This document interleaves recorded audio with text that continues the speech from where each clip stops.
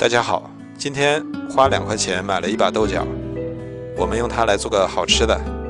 豆角里加1勺盐，然后加入清水，在盐水里浸泡10分钟。再准备半个胡萝卜，先切成厚片，再切粗丝，最后切成小碎丁。切好后装入碗中备用。再准备一个去皮的土豆，先切成薄片，再切成粗丝，最后切成小碎丁。切好之后和胡萝卜放一起备用。我们的豆角也泡得差不多了，再把它清洗干净，再切成小碎丁，尽量切得碎一点，像这样就可以了，装入碗中备用。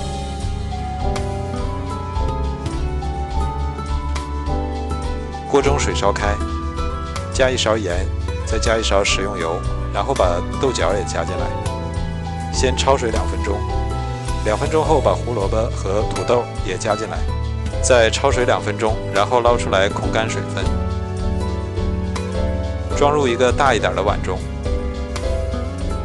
再加2勺淀粉，1小勺盐调味，然后用手抓均匀。像这样裹上一层薄薄的淀粉就可以了，然后用手捏一捏，把它捏成团子，不用太大，太大了不好熟。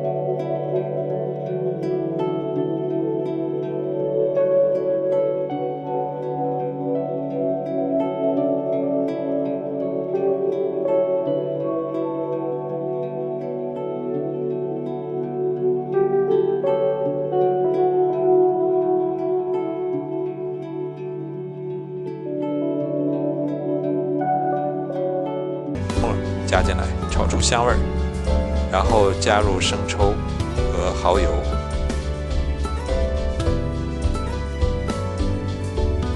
继续翻炒均匀，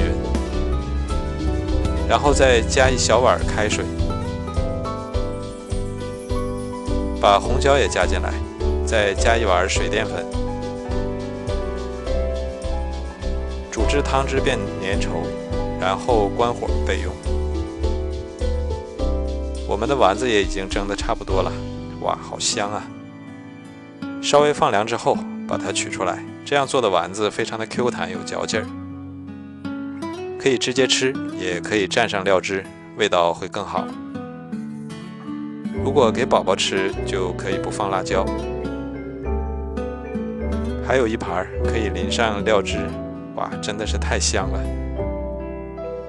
有菜又有肉，营养也是非常的丰富。清淡不油腻，老人和孩子都非常适合吃。里面满满都是蔬菜，好吃又好看。不喜欢吃蔬菜的宝宝也可以试试这样做。好吃又好看的水晶蔬菜丸子就做好了。如果你喜欢，也来试试吧。喜欢我的视频就关注我吧，谢谢您的支持。